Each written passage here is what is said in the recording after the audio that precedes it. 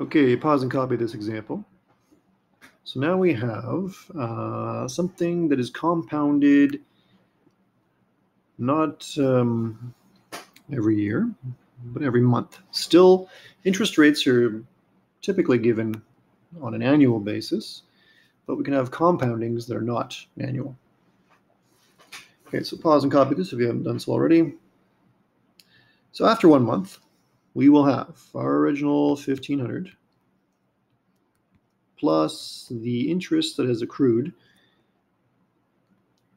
How much interest has accrued? Well, it's not 1.9%, is it? No, it's 0.019, and then I divide by 12, because there are 12 months in a year. Okay, so we take this interest rate and we subdivide it the same way we have subdivided our year. Okay, factoring out 1,500 gives us 1,500 1 plus 0.019 to the 12th. Now this is with an exponent 1 here.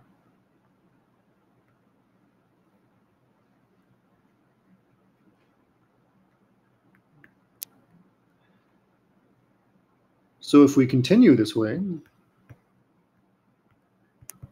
we will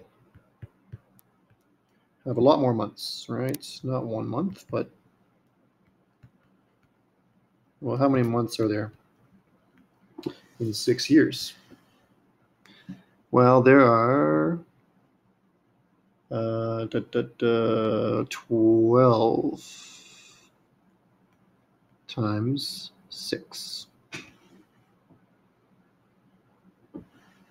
Okay, so that is our number we're looking for.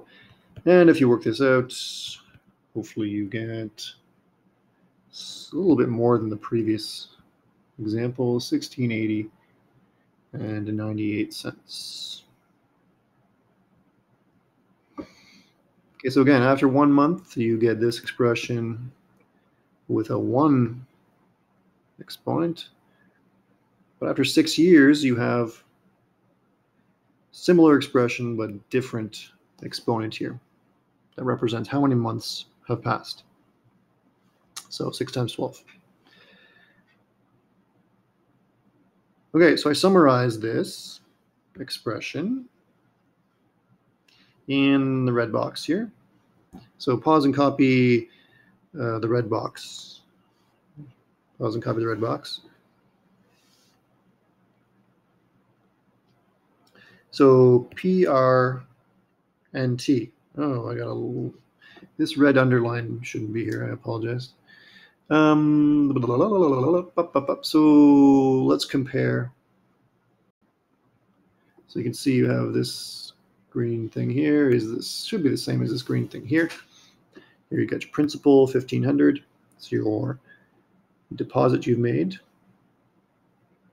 And then you have, this is R here. 1 plus this fraction. And then you have, oh boy, scrolled out of control. Then you have a number of compoundings per year is your 12. And then time in year is the 6. Okay. So this is for, I want to underline, this is for a single deposit. So in this case, in these cases so far, we've just put a single chunk of money into an account and let it sit there.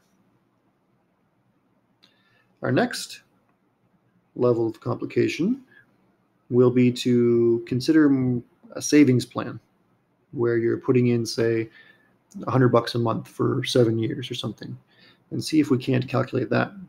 So imagine a savings plan where you say, okay, I'm going to put away $100 a month for 7 years, and I would like to know how much I'll have at the end. Okay, to this end, you should pause and copy this recall here, because we'll need this formula, which I think I called this formula star in the 11.3, if I'm not mistaken. So pause and copy this recall, because I'm going to be needing this formula shortly. Okay, so here we have a savings plan. You decide to put $100 in an account semi-annually. That means twice a year. So pause and copy if you haven't done so already. $100 in an account, twice a year, a whopping 10% per year. This must be a very strange economy. Well, I guess not too strange. Back in the 1980s, interest rates were indeed up in this neighborhood, but not recently. Okay, so we have a more complicated savings plan, and we would like to figure out what's going on. So what do we do? Well, we're going to look at these $100 chunks, one at a time. So the first chunk, or I call payment here, is made immediately. So that sits in the account for the full 3 years. So let's write that. Let's write the first $100. Let's see what happens to that guy. So our approach will be to look at these $100 chunks one by one.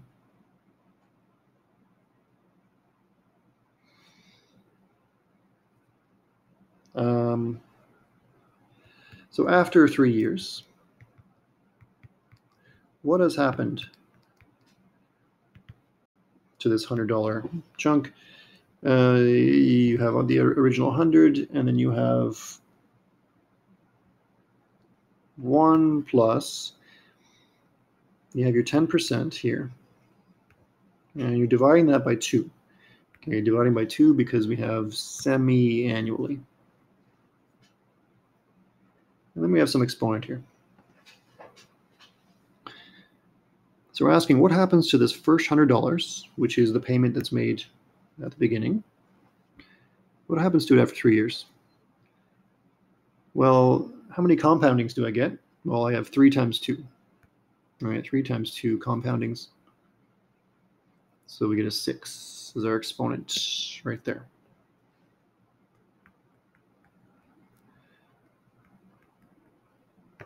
The second $100.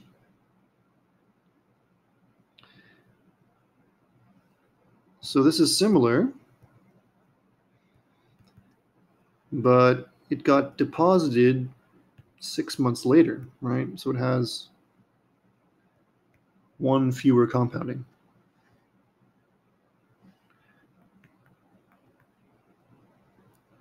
So the third $100 I put into the account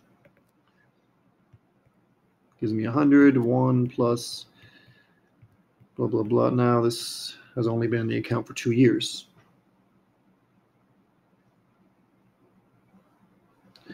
Okay, then you continue in this way. And let's see where we are.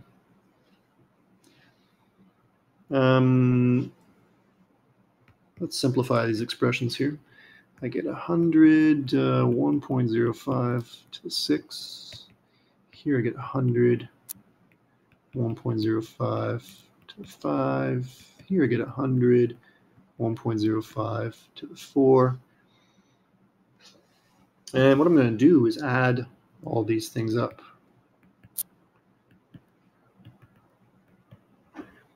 And the amount I get looks like a geometric sum. So you have a total of 6 installments.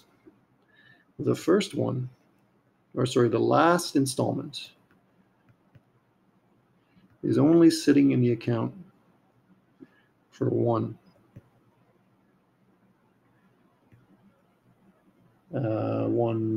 period of 6 months.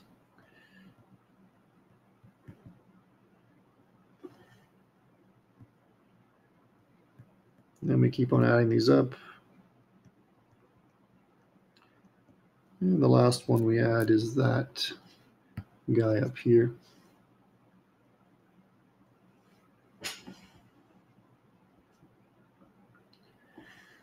And this expression I will call my final amount. Oops. Final amount. Now I'm going to factor this in a funny way. I'm going to factor out 100 times 1.05.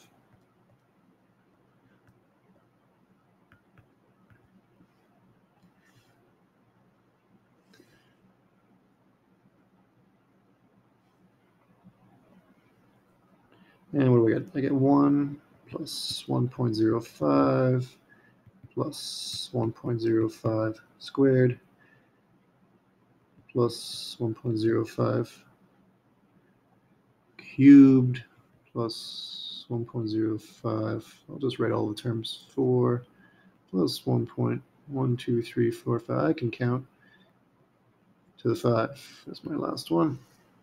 6 terms. Yeah. All right, here I can use my equation star.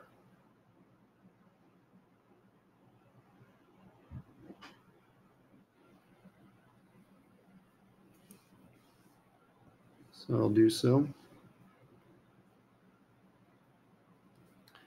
This is going to equal A 1 minus R to the n all over 1 minus R, where A is equal to, what is A equal to? A is the first term, 1, R is 0.05,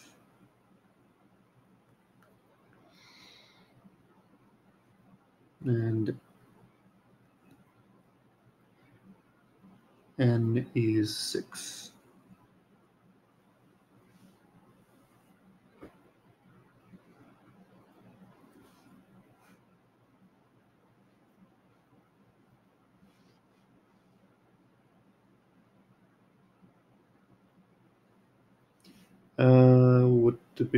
Oh, I made a mistake here. So this R is 1.05, sorry. So a mistake with R should be 1. Let's go with a different color. 1.05. Sorry. Okay, back to green. We get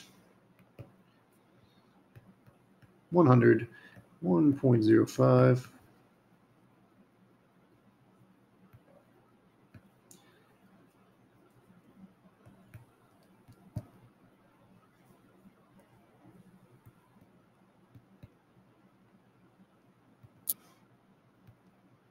I'm just plugging everything into my formula. 1 minus 1.05, which equals approximately 714.20.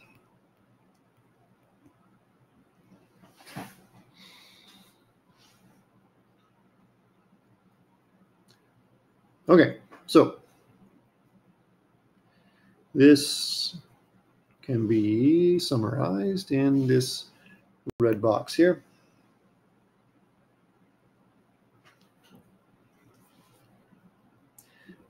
This is for a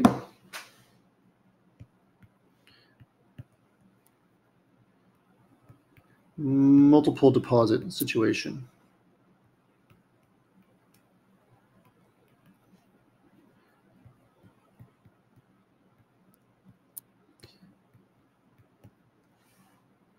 Okay, to contrast with the single deposit that we did earlier.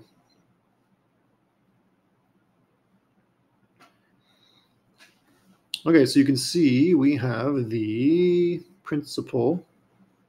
Now it's not principal now, it's P stands for payment size. So P, and then we have R. So we're gonna write that. That's a P, that's my R. This number here is NT. And you have R appearing again down here. So N times T in this case was 2.3. And this is an R here.